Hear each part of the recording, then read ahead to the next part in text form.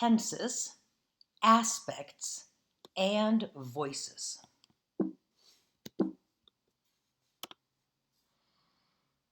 English verbs often frustrate students because they are used so differently than verbs in their native language.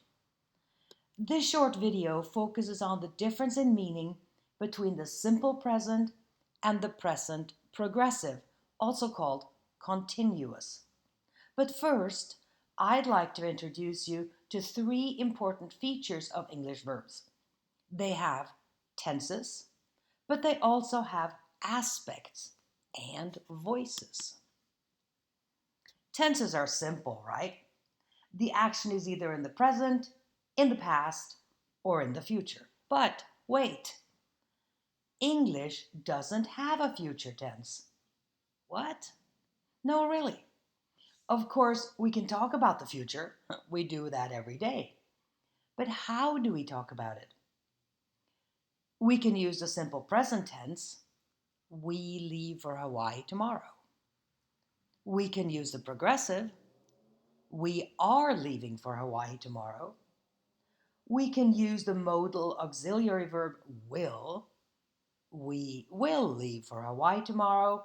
Or we can use the expression to be going to and say, we are going to leave for Hawaii tomorrow.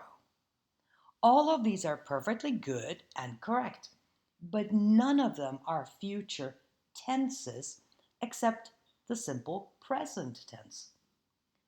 All the others use more than one word as an expression of the future.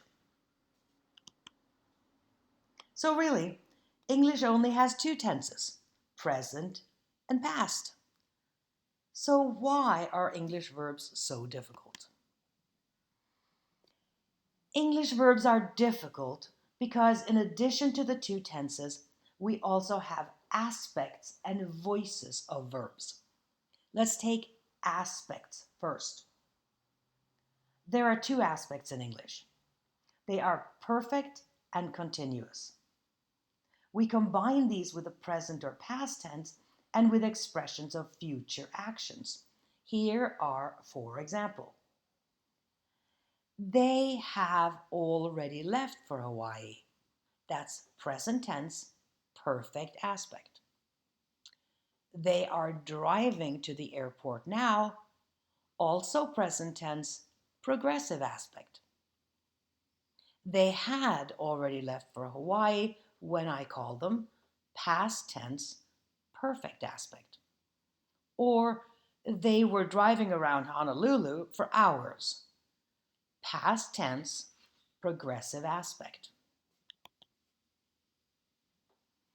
The concept of voice is a bit advanced for this class, but I thought I'd mention it since you'll certainly find such expressions in your readings. We have only two voices in English, active and passive. We can use the active or the passive voice in any tense and even with the two aspects of progressive and perfect. However, in this class, I'll only introduce the active and passive in simple present and simple past.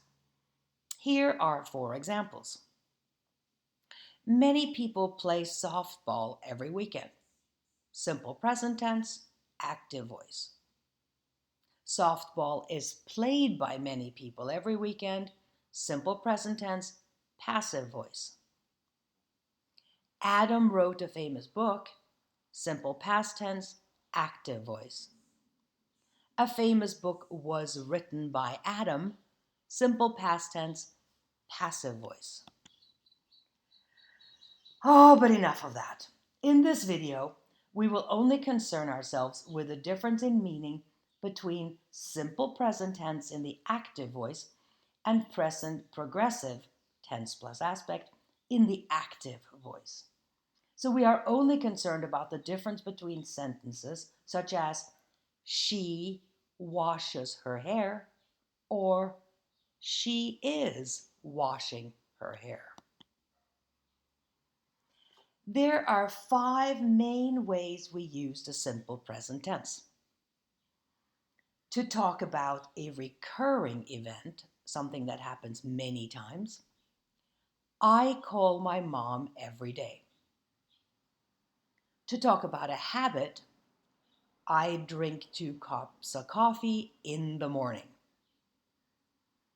To talk about the future, my flight leaves at 9 p.m. To describe an unchanging situation, I live in Irvine. To describe a fact, the world is round. We use the progressive aspect to show something happening right now. For example, be quiet, I'm calling my mom.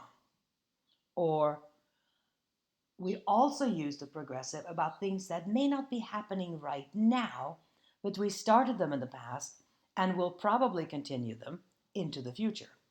For example, I'm reading a fascinating book about ecosystems. This doesn't have to mean that you are reading that book at this very moment, but that you picked it up in the past and you continue to read it now and then. You can make both simple tenses and progressive aspects into negative statements as well as questions. For example, I like horror movies. I don't like horror movies. Do you like horror movies? She is doing the dishes. She isn't doing the dishes. Is she doing the dishes? The important difference between simple and progressive can be seen in these 2 examples. What do you do means what is your job? Like, what do you usually do? But what are you doing means what are you doing right now at this moment? Some verbs are usually not in the progressive aspect unless they have a different meaning. These are called stative verbs. These are verbs such as thoughts and opinions. I believe that, I know that, I think that. Feelings about something. I like, I love, I hate, I dislike. Perceptions like smell or hear. I smell her perfume, she looks great, and I am happy. And ownership and measurements, such as the dog belongs to me, they own 2 cars, or the cat weighs 10 pounds. So, how do you explain these 2 sentences? If you say, hush, I'm thinking, or I think it will rain tomorrow, they are quite different. The first example is describing an ongoing activity. I am thinking, I am thinking, I am thinking. In the second example, the verb think means I have the opinion that, I believe that. Don't you love English?